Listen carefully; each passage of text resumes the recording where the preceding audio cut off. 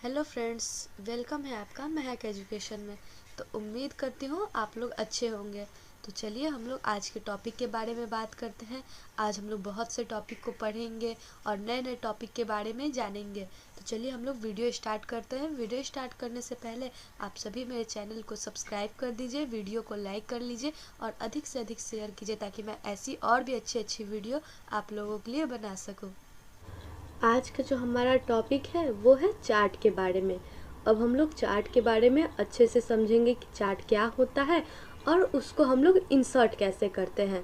जैसे मान लीजिए मैंने एक टेबल लिया है, अगर इसको हम लोग को चार्ट के रूप में रिप्रेजेंट करना है तो हम लोग क्या करेंगे।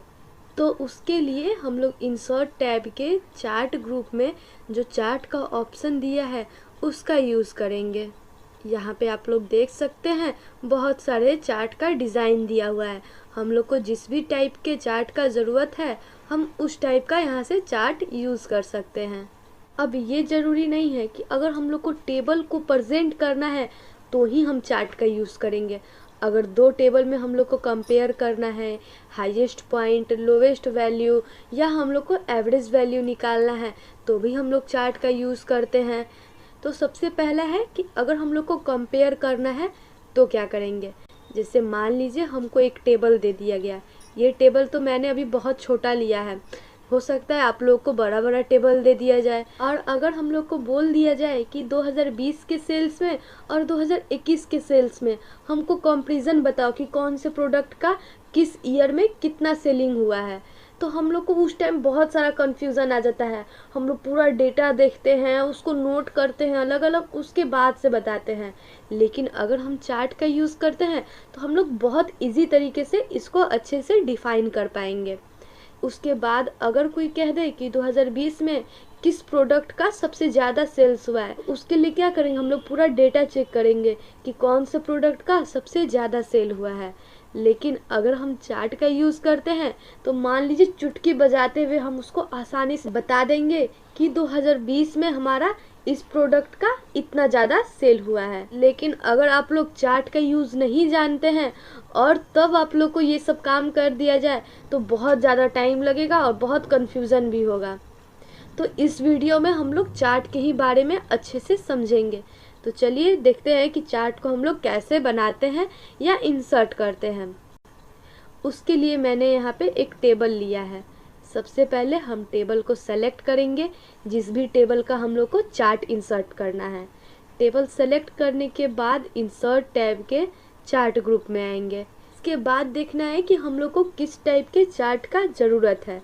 हम लोग को जिस भी टाइप के चार्ट का ज़रूरत होगा हम उस टाइप का चार्ट यहाँ से इंसर्ट कर लेंगे। मैं यहाँ से कॉलम चार्ट ले रही हूँ। उसके टीनी एरो पे क्लिक करूँगी। आप लोग देख सकते हैं 2D कॉलम, 3D कॉलम, आप लोग को जिस टाइप का चाहिए आप लोग उस टाइप का चार्ट यहाँ से ले सकते हैं। मैं अभी एकदम सिंपल वाला चार्ट लेती हूँ। इसको थोड़ा सा साइड कर लेते हैं ताकि हमारा पूरा टेबल भी अच्छे से दिखे और चार्ट भी। अब यहाँ पे आप लोग देख सकते हैं जैसे ही मैंने चार्ट इंसर्ट किया है, डिज़ाइन टैब और फॉर्मेट टैब, दो टैब यहाँ पे हमारा एक्स्ट्रा ऐड हो जाता है। अब ये दो टैब हमारा केवल चार्ट के ऊपर ही काम करेगा, या यूँ समझे हम कि ये जो हमारा टैब है केवल चार्ट के लिए है। जैसे ही मैंने यहाँ पे चार्ट इंसर्ट किया है आप लोग देख सकते हैं नीचे हमारा प्रोडक्ट का नाम शो कर रहा है और ऊपर हमारा वैल्यू शो कर रहा है। अब वैल्यू हमारा कैसे शो करेगा, जहाँ पे देखिएगा 0 से लेके और यहाँ पे 7000 तक है, यानी जो तीनों ईयर का हमारा सेल्स का वैल्यू है वो हमारा 0 और 7000 के बीच में ही है। यहाँ पे हम लोग का मिनिमम और मैक्सिमम दिया रहता है, इसी के बीच हमारा वैल्यू होता है। आप लोग बोलिएगा कि मैम हम लोग को पता कैसे चलेगा कि कौन सा 2020 का सेल्स का दिखा रहा है, कौन सा 2021 के सेल्स का और कौन 2022 के सेल्स का। तो आप लोग देख सकते हैं ये जो चार्ट है हमारा, इसके बॉटम में सेल्स 2020 है वो शो कर रहा है हमारा ब्लू कलर से, सेल्स 2021 है वो हमारा ऑरेंज कलर से शो कर रहा है, जो हमारा सेल्स 2022 है वो हमारा ग्रे कलर से शो कर रहा है। आप लोग देखिएगा जिस भी सेल्स का जो कलर है उस वाइज हमारा यहाँ पे चार्ट तैयार हो गया है। माउस का ब्लू कलर हमारा 2020 का है तो माउस का सेल्स जो है 2020 में 3000 है, यानी 3000 पे आके हमारा ये जो ब्लू वाला लाइन है वो एंड हो गया है। अगर उसी तरह हम मिलाएं तो सब लाइन हमारा जो है यहाँ पे वो उतने ही वैल्यू पे जाके एंड हो गया है। इसके बाद से यहाँ पे देखिएगा चार्ट टाइटल लिख रहा है। अगर हम अपने चार्ट को कोई टाइटल देना चाहते हैं तो हम यहाँ से दे सकते हैं। जैसे मान लीजिए मैं यहाँ पे क्लिक कर रही हूँ और इसको सेलेक्ट करना है हम लोग को और बैक स्पेस प्रेस कर देना है। जैसे ही मैं बैक स्पेस प्रेस की, आप लोग देख सकते हैं वहाँ पे जो भी लिखा था वो डिलीट हो गया है। अब हम लोग को अपने चार्ट का जो भी टाइटल देना है हम लोग वो दे सकते हैं। मैं यहाँ पे सेल्स रिकॉर्ड लिख दे रही हूँ ताकि आप लोग को ये समझने में आसानी होगा। देखिए मैंने यहाँ पे सेल्स रिकॉर्ड लिख दिया है। इसके बाद से हम लोग डिज़ाइन टैब के बारे में अच्छे से समझेंगे। तो चलिए सबसे पहले हम लोग देखते हैं जो हमारा टेबल है वो एकदम सिंपल है। अगर हम इसमें कुछ स्टाइल ऐड करना चाहते हैं तो क्या करेंगे, तो ये हमारा चार्ट स्टाइल है। हम लोग चार्ट स्टाइल के टीनी एरो पे क्लिक करेंगे। अब जिस भी स्टाइल पे हमारा कर्सर जा रहा है उस स्टाइल में हमारा जो चार्ट है वो कन्वर्ट हो जा रहा है। यहाँ पे आप लोग देख सकते हैं ये सब स्टाइल बाय डिफ़ॉल्ट आते हैं। आप लोग को जो यूज़ करना है यहाँ पे आप लोग यूज़ कर सकते हैं। इसके बाद आप लोग देखिएगा चेंज कलर का ऑप्शन है। जैसे मान लीजिए यहाँ पे ब्लू कलर, ग्रे कलर और ऑरेंज कलर, ये कलर हमारा बाय डिफ़ॉल्ट आता है, लेकिन हम चाहते हैं कि हम इसमें कलर भी चेंज कर दें। अलग अलग सेल्स का अलग अलग कलर है, तो इसके लिए हम लोग चेंज कलर पे क्लिक करेंगे। जैसे ही हम लोग दूसरे कलर पे अपना कर्सर ले जाएंगे, आप लोग देख सकते हैं जो हमारा चार्ट का कलर था वो चेंज हो गया है। वो ऑटोमेटिक चेंज होते जाता है जैसे जैसे हम लोग कलर को चेंज करते जाएंगे। ये तो हो गया कि कलरफुल है, लेकिन अगर हम अपने चार्ट को प्रोफेशनल लुक देना चाहते हैं तो उसके लिए हम लोग मोनोक्रोमेटिक कलर का यूज़ करते हैं। इसमें क्या होता है कि अगर हम रेड कलर लेंगे तो जो हमारा पूरा चार्ट है वो रेड कलर के ही लाइन से आएगा। बस अंतर इतना रहेगा कि एक जो हमारा सेल्स रहेगा वो डार्क से रहेगा, एक जो होगा उससे थोड़ा लाइट से होगा। उसके बाद से जो हमारा तीसरा कलर रहेगा वो उससे भी लाइट रहेगा। तो आप लोग देख सकते हैं कोई एक कलर हमको चूज़ करना है और हमारा उसी के हिसाब से चार्ट कन्वर्ट हो जाएगा।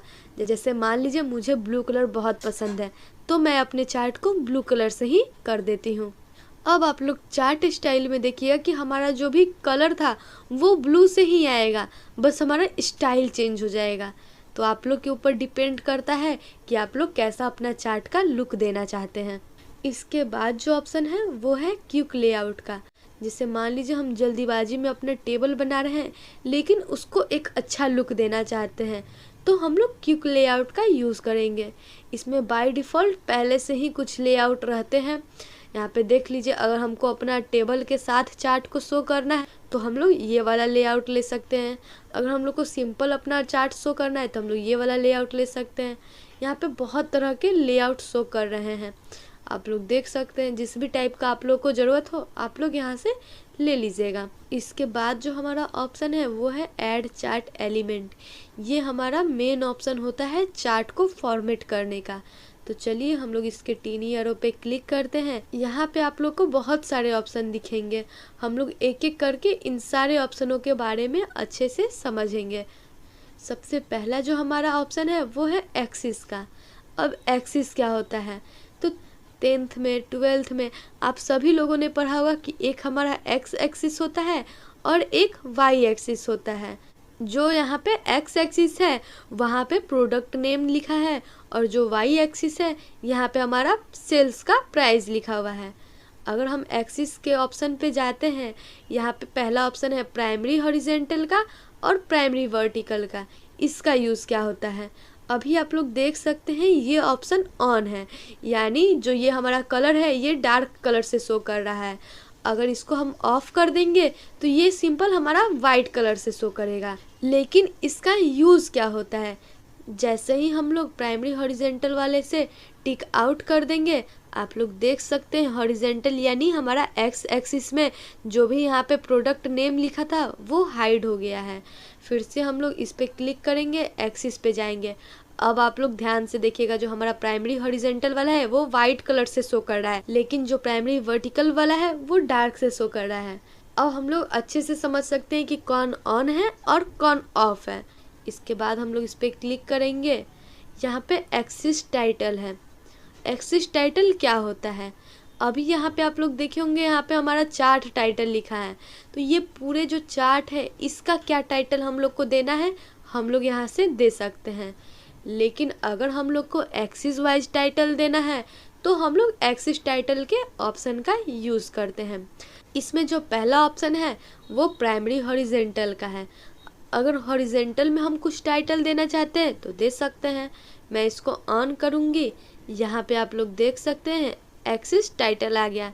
यानी अगर हम लोग को हॉरिजेंटल एक्सिस के बारे में कुछ टाइटल ऐड करना है तो हम लोग यहाँ पे आसानी से कर देंगे। हम लोग को सेलेक्ट करना है, बैक स्पेस प्रेस करना है।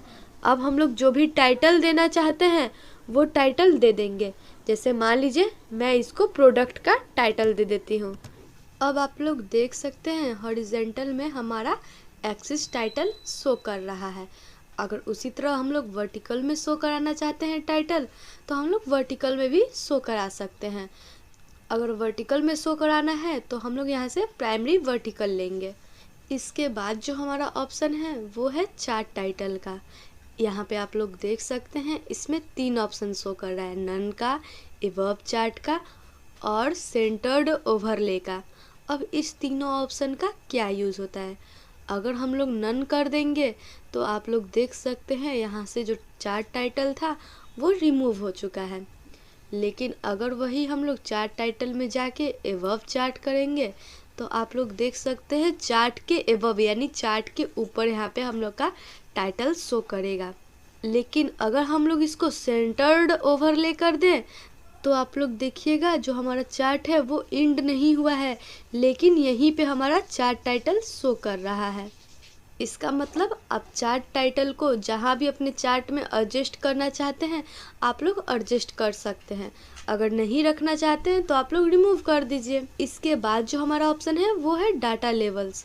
अब डाटा लेवल्स का यूज़ क्या होता है? अभी ये नन पे क्लिक है, यानी कोई डेटा लेवल यहाँ पे यूज़ नहीं है। लेकिन अगर इसको हम लोग सेंटर कर दें तो उसी के सेंटर में ये हमारा वैल्यू यहाँ पे शो कर रहा है। अब इस वैल्यू को हम कहाँ एडजस्ट करेंगे? अगर सेंटर में करना है तो सेंटर में कर देंगे।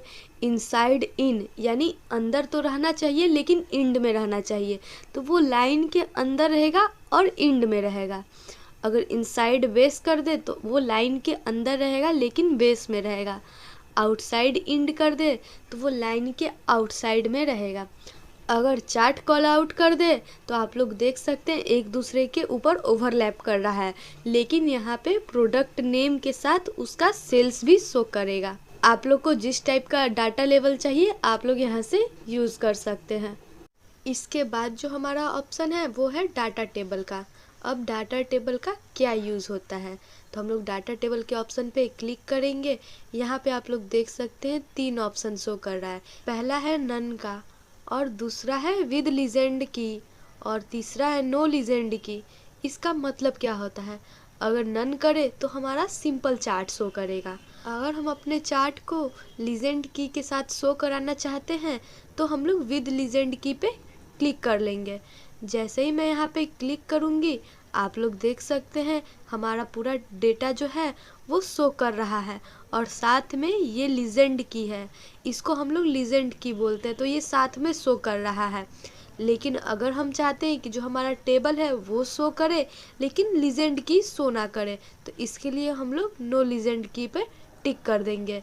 तो अब हमारा टेबल शो कर रहा है लेकिन यहाँ पे लीजेंड की शो नहीं कर रहा है। आप लोग देख सकते हैं जब मैं विद लीजेंड की पर क्लिक की थी तो यहाँ पे कलर का भी सिंबल आ रहा था, बट जब मैंने नो लीजेंड की को सेलेक्ट किया है तो यहाँ पे कलर का ऑप्शन नहीं शो कर रहा है। अब इसके बाद जो हमारा ऑप्शन है वो है एरर बार का। अब एरर बार का क्या यूज़ होता है? जब नन पे रहेगा तो कोई इसमें एरर बार यूज़ नहीं किया गया है। अगर स्टैंडर्ड एरर बार यूज़ कर दे तो आप लोग देख सकते हैं इंड में एक एरर का आइकन शो कर रहा है। अगर परसेंटेज में करें तो वो भी शो कर रहा है, स्टैंड डिवीज़न में करें तो वो भी शो कर रहा है। अगर आप लोग को एरर बार का ज़रूरत है तो आप लोग यूज़ कर सकते हैं, वरना इसको स्किप कर दीजिएगा। इसके बाद फिर हम लोग ऐड चार्ट एलिमेंट पे क्लिक करेंगे। इसके बाद जो ऑप्शन है वो हमारा ग्रिड लाइन का है। अब ग्रिड लाइन का जो ऑप्शन है ये बहुत इम्पॉर्टेंट होता है। इसमें primary major horizontal, primary major vertical, primary minor horizontal और प्राइमरी माइनर वर्टिकल 4 ऑप्शन इसमें दिए होते हैं। अब हम लोग सीखेंगे कि इन चारों ऑप्शन का क्या यूज़ होता है। अभी आप लोग देख सकते हैं यहाँ पे हमारा प्राइमरी मेजर जो हॉरिजेंटल ऑप्शन है वो ऑन है, यानी जो प्राइमरी मेजर हॉरिजेंटल वाला ऑप्शन है वो हमारे चार्ट में अप्लाई किया हुआ है। यहाँ पे आप लोग देख सकते हैं चार्ट के पीछे रेड लाइनिंग दिया हुआ है। अगर हम लोग को जैसा ग्रिड लाइन चाहिए हम लोग यहाँ से वैसा यूज़ कर सकते हैं। अगर हम लोग प्राइमरी यूज़ किए हैं तो आप लोग देखिए हमारा चार्ट के पीछे ग्रिड लाइन यूज़ किया हुआ है। अगर हम वर्टिकल भी करना चाहते हैं तो वर्टिकल पे टिक कर देंगे। आप लोग देखिए वर्टिकल लाइन भी आ जाएगा। इसके बाद फिर हम लोग इस पर क्लिक करके ग्रिड लाइन पे जाएंगे। इस बार हम लोग प्राइमरी माइनर हॉरिजेंटल वाला जो ऑप्शन है इसको भी टिक कर देंगे और फिर से हम लोग इस पर क्लिक करके ग्रिड लाइन पे जाके प्राइमरी माइनर वर्टिकल जो है इसको भी क्लिक कर देंगे। अब आपको लगेगा कि इसमें अंतर क्या हुआ, तो मैं इसे थोड़ा सा जूम करती हूँ, आप लोग देखिएगा। यहाँ पे आप लोग देख सकते हैं जो हमारा चार्ट था उसके पीछे तो पहले लाइनिंग आया था हॉरिजेंटल में और वर्टिकल में। उसके बाद भी जो हम लोग माइनर हॉरिजेंटल वर्टिकल किए हैं तो आप लोग देख सकते हैं कितना स्मॉल स्मॉल लाइनिंग आ रहा है और वर्टिकल में भी सेम उसी तरह लाइनिंग आ रहा है। ये लाइनिंग आप लोग को नए पे नहीं देखने को मिल रहा है। जब हम लोग 10th में 12th में चार्ट के ऑप्शन को पढ़े थे अच्छे से तो आप लोग देखे होंगे कि जो हमारा ग्राफ का कॉपी रहता है उसमें भी ऐसे ही सेम ग्रिड लाइन दिया हुआ रहता है। तो वही ग्रिड लाइन हम यहाँ पे यूज़ कर रहे हैं अपने चार्ट में। इसके बाद हम लोग ऐड चार्ट एलिमेंट पे क्लिक करेंगे। इसके बाद वाला जो ऑप्शन है वो है लीजेंड का। अब लीजेंड क्या होता है, अभी अभी आप लोगों को मैंने बताया था कि जो हमारा कलर शो करता है कि किस कलर से कौन सा सेल्स है या फिर किस कलर से कौन से ईयर का हमारा डेटा शो कर रहा है, तो उसको हम लोग लीजेंड की बोलते हैं। अब उस लीजेंड की का लोकेशन हमको अपने चार्ट में कहाँ रखना है वो हम लीजेंड के ऑप्शन द्वारा आसानी से कर सकते हैं। तो हम लोग ऐड चार्ट एलिमेंट पे क्लिक करेंगे, लीजेंड पे जाएंगे। पहला है नन। अगर हम लोग नन पे क्लिक करते हैं तो आप लोग यहाँ पे देख सकते हैं हमारा कोई भी लीजेंड की शो नहीं कर रहा है। अगर ऐसा चार्ट हम लोग को देखने को दे दिया जाए तो हम लोग को पता ही नहीं चलेगा कौन सा कलर कौन से ईयर को शो कर रहा है। लेकिन अगर वही हम लोग ऐड चार्ट एलिमेंट पे जाके लीजेंड ऑप्शन में जाके यहाँ से नन को हटा के अगर आपको राइट में रखना है तो राइट में रख लीजिए, टॉप में रखना है तो टॉप में रख लीजिए, लेफ्ट में रखना है तो आप लोग लेफ्ट में भी रख सकते हैं, अगर बॉटम में रखना है तो आप लोग बॉटम में रख लीजिए। मेरे हिसाब से जो सबसे परफेक्ट इसका लोकेशन होता है वो बॉटम में होता है। ये आप लोग के ऊपर डिपेंड करता है कि आप लोग लीजेंड की अपने चार्ट में कहाँ शो कराना चाहते हैं। तो उम्मीद करती हूँ ऐड चार्ट एलिमेंट वाला जो ऑप्शन है ये आप लोग को अच्छे से समझ में आ गया होगा। अभी तक हम लोगों ने चार्ट स्टाइल और चार्ट लेआउट ग्रुप के बारे में ही पढ़ा है। अब हम लोग डेटा ग्रुप के बारे में पढ़ेंगे। इसमें जो हमारा पहला ऑप्शन है वो है स्विच रो और कॉलम का। इसका नाम सुन के ही हम लोग को पता चल जाता है स्विच रो या कॉलम, यानी रो का डेटा अगर हम लोग को कॉलम में स्विच करना है तो कर सकते हैं और कॉलम का डेटा अगर रो में स्विच करना है तो कर सकते हैं। जैसे मान लीजिए हम लोग क्या किए हैं, चार्ट लिए हैं और उसके नीचे उसका टेबल भी इंसर्ट कर लिए हैं, लेकिन हम लोग चाहते हैं ये जो सेल्स वाला हमारा रो में है ये कॉलम में आ जाए और यहाँ जो प्रोडक्ट नेम है ये हमारा रो में आ जाए। तो उसके लिए हम लोग स्विच रो और कॉलम का यूज़ करते हैं। सिंपल वे में देखें तो रो का डेटा कॉलम में सेट करने के लिए और कॉलम का डेटा रो में सेट करने के लिए इसका यूज़ किया जाता है। तो चलिए मैं इस पर क्लिक करके भी आप लोग को दिखा देती हूँ। जैसे ही मैं इस पर क्लिक करूँगी आप लोग देख सकते हैं हमारा रो और कॉलम चेंज हो गया है।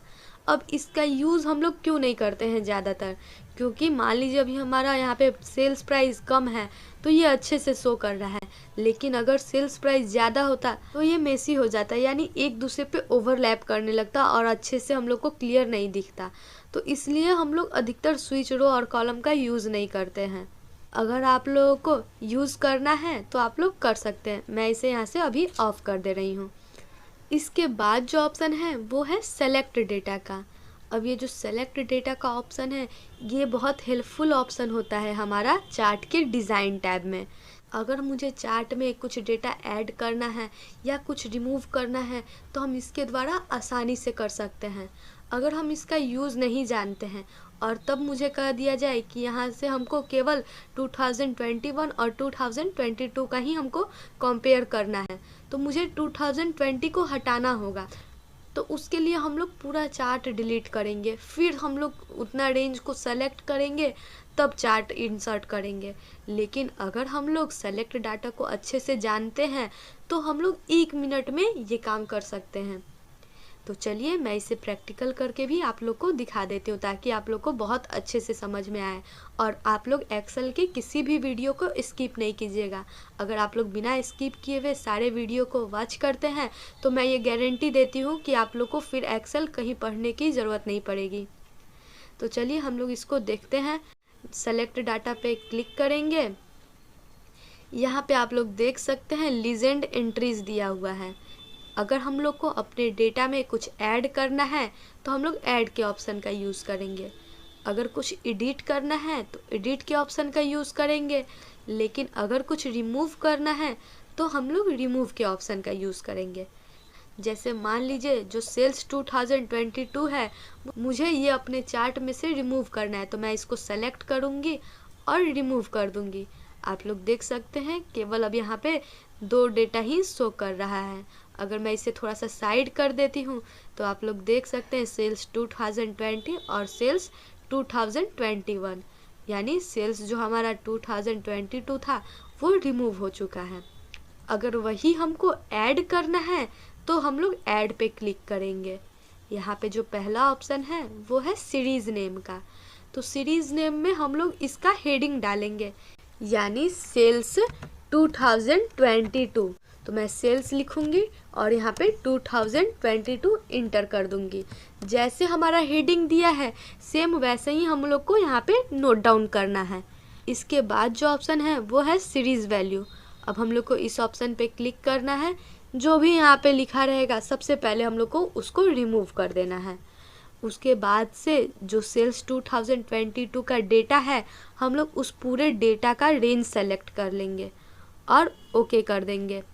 जैसे ही मैं ओके करूँगी आप लोग देख सकते हैं यहाँ पे 2022 वाला जो सेल्स था वो ऐड हो गया है। अगर मैं इसे साइड करके देखूँ तो आप लोग चार्ट में भी इसे देख सकते हैं। अगर वही हम लोग को कुछ एडिट करना है तो हम लोग एडिट के ऑप्शन पे क्लिक करेंगे। अब यहाँ से आप लोग देख सकते हैं अगर 2022 यहाँ पे गलत लिखा गया है तो हम लोग चेंज कर सकते हैं, या फिर अगर हम लोग अपना डेटा बढ़ाए हैं तो रेंज अपना बढ़ा सकते हैं। यहाँ से फिर हम लोग को केवल ओके करना पड़ेगा तो ये एडिट हो जाएगा।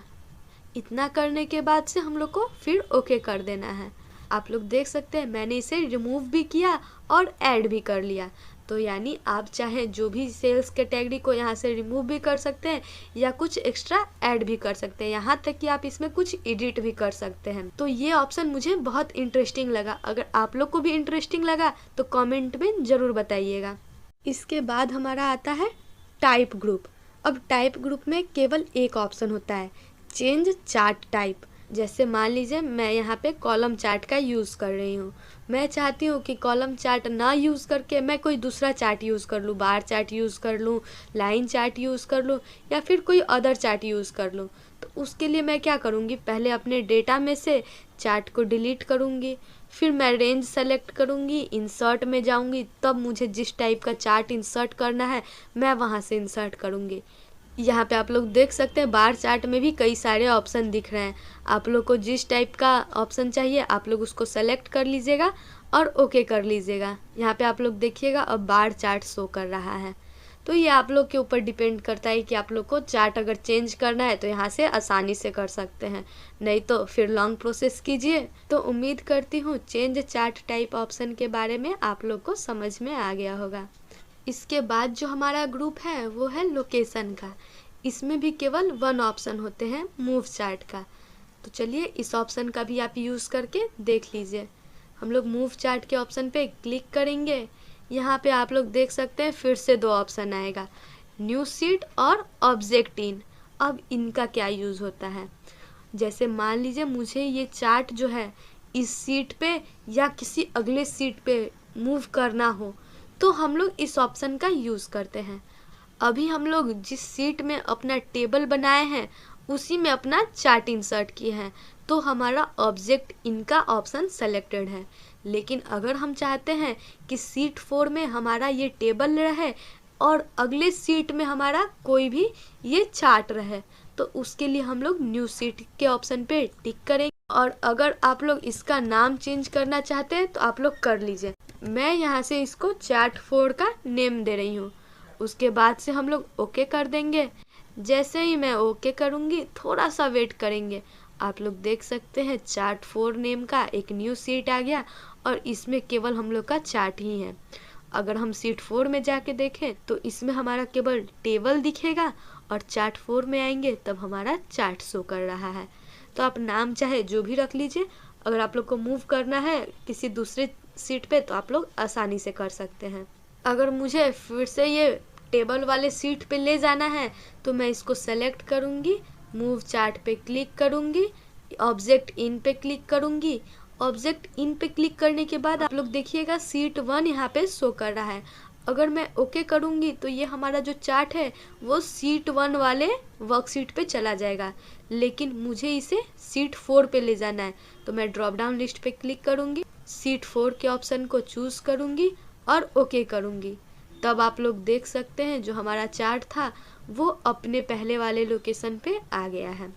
तो उम्मीद करती हूँ चार्ट के डिज़ाइन टैब के बारे में आप लोग को सब चीज़ अच्छे से समझ में आ गया होगा। हम लोगों ने डिज़ाइन टैब के बारे में सब कुछ जान लिया है। अब हम लोग फॉर्मेट टैब के बारे में जानेंगे। तो इसके लिए मैं फॉर्मेट टैब को ऑन कर देती हूँ। अब आप लोग पूछिएगा मैम ये तो चार्ट है तो इसमें फॉर्मेट टैब दिया ही क्यों है? तो आप लोग ध्यान से देखिएगा, जब मैं चार्ट को सेलेक्ट करती हूँ तो ये स्क्वायर शेप में सेलेक्ट होता है और इसमें बहुत सारे शेप भी इंक्लूड रहे होते हैं। अब आप लोग सोचिएगा कि मैम ये तो चार्ट का ऑप्शन है तो इसमें फॉर्मेट टैब क्यों दिया हुआ है? तो आप लोग देखिएगा जब मैं चार्ट को सेलेक्ट करती हूँ तो यहाँ पे स्क्वायर शेप आता है, यानी अगर मुझे इस शेप पे कोई फॉर्मेट अप्लाई करना है तो हम लोग यहाँ से कर सकते हैं। और एक बात का हमेशा ध्यान दीजिएगा कि जो हमारा चार्ट है इसमें एक शेप नहीं होता है, इसमें बहुत सारे शेप इंक्लूड्स रहते हैं। अगर उन शेप्स पे हमको फॉर्मेटिंग यूज़ करना है तो भी हम लोग फॉर्मेट टैब का ही यूज़ करते हैं। तो चलिए हम लोग उन सब को एक एक करके सीखेंगे। जैसे मान लीजिए अभी मैंने पूरे चार्ट को सेलेक्ट किया है, यानी ये रेक्टेंगल शेप है। अगर मुझे कोई शेप फिल यूज़ करना है तो मैं यहाँ से यूज़ कर सकती हूँ। देखिए आप लोग देख सकते हैं। तो चलिए मैं यहाँ से एक कलर यूज़ कर ले रही हूँ। अगर आप लोग को आउटलाइनिंग भी देना है तो आप लोग जैसा आउटलाइनिंग चाहते हैं वैसा आउटलाइनिंग दे सकते हैं। इसका विड्थ बढ़ाना है तो आप लोग विड्थ भी बढ़ा सकते हैं। अगर इसका डैश का भी स्टाइल चेंज करना है तो आप लोग वो भी कर सकते हैं, यहाँ पे देख लीजिए। अगर नहीं करना है तो आप लोग नहीं कीजिएगा। मैं ऐसे सब ऑप्शन आप लोग को करके दिखा दे रही हूँ। अगर इस शेप में कोई इफ़ेक्ट लगाना है तो आप लोग देखिए इफ़ेक्ट भी लगा सकते हैं, आप लोग देख रहे होंगे। इसके बाद से इसमें जो भी वर्ड लिखा है अगर आप लोग को उस पर कोई फॉर्मेटिंग अप्लाई करना है तो आप लोग यहाँ से कर सकते हैं। देखिए मैं जिस भी कलर पे ले जा रही हूँ इसमें अंदर जो भी वर्ड लिखे हैं वो सबका फॉर्मेटिंग चेंज हो जा रहा है। मैं यहाँ से कोई का फॉर्मेटिंग चेंज नहीं कर रही हूँ। ये तो हो गया हमारा पहला शेप। अब दूसरा शेप है हमारा लीजेंड की। जैसे ही मैं लीजेंड की को सेलेक्ट करूँगी आप लोग देख सकते हैं यहाँ पे एक और शेप शो कर रहा है। अब इस शेप में हमको कोई शेप फिल अलग कलर से चाहिए तो हम लोग यहाँ से कर सकते हैं। देखिए यहाँ पे आप, अगर इस शेप में हम लोग को कोई वर्ड पे फॉर्मेटिंग चाहिए तो हम लोग यहाँ से वर्ड आर्ट स्टाइल का यूज़ करेंगे। मैं यहाँ से वाइट कलर ले रही हूँ। तो आप लोग देख सकते हैं यहाँ से ये भी हमारा जो फॉर्मेटिंग था वो चेंज हो गया है। उसी तरह आप लोग को जिस भी चीज़ का फॉर्मेटिंग चेंज करना है आप लोग यहाँ से कर सकते हैं। मैं पहले वाले लाइन को सेलेक्ट की हूँ तो आप लोग देख सकते हैं यहाँ का जो भी पहला लाइन है वो सेलेक्ट हो गया है। अगर इसमें आप लोग को चेंजिंग करना है तो इसमें भी आप लोग कर सकते हैं आसानी से चेंजिंग। देख लीजिए आपको अपने हिसाब से कलर रखना है तो आप जो भी कलर चाहे यहाँ से रख सकते हैं। अगर आपको सेकंड लाइन में चेंजिंग चाहिए तो आप लोग सेकंड लाइन में रख सकते हैं। लेकिन अगर आप लोग को थर्ड लाइन में चाहिए तो आप लोग थर्ड लाइन में भी रख सकते हैं। सेम आउटलाइन भी यूज़ कर सकते हैं, इफ़ेक्ट भी यूज़ कर सकते हैं। एक बात और ध्यान दीजिएगा कि इसमें कोई वर्ड नहीं लिखा हुआ है, इसीलिए हमारा वर्ड आर्ट स्टाइल वाला जो ऑप्शन है यहाँ पे हाईलाइट नहीं है। अगर हम लोग को ग्रिड लाइन के लाइन का भी कलर चेंज करना है तो हम लोग सेलेक्ट कर लेंगे। अगर आप लोग को हॉरिजेंटल का लाइन कलर चेंज करना है तो हॉरिजेंटल को सेलेक्ट कर लीजिए, वरना आप लोग को वर्टिकल का करना है तो आप लोग वर्टिकल का सेलेक्ट कर लीजिए। सेलेक्ट करने के बाद हम लोग शेप स्टाइल के टीनी एरो पे क्लिक करेंगे। आप लोग को जो भी कलर का लाइनिंग चाहिए आप लोग यहाँ से यूज़ कर सकते हैं। वैसे ही ये आप लोग के ऊपर डिपेंड करता है कि आप अपने चार्ट को कितना अच्छा लुक दे सकते हैं, तो उस हिसाब से आप फॉर्मेट टैब का यूज़ करिएगा। और इसी के साथ मैं इस वीडियो को समाप्त करती हूँ। फिर से मिलेंगे हम लोग नेक्स्ट वीडियो में ऐसे ही नए और इंटरेस्टिंग टॉपिक के साथ। अगर वीडियो अच्छा लगा तो हमारे चैनल को सब्सक्राइब कीजिएगा, वीडियो को लाइक कीजिएगा और अधिक से अधिक शेयर कीजिएगा, ताकि मैं इसी तरह अच्छी अच्छी वीडियो आप लोगों के लिए बना सकूं।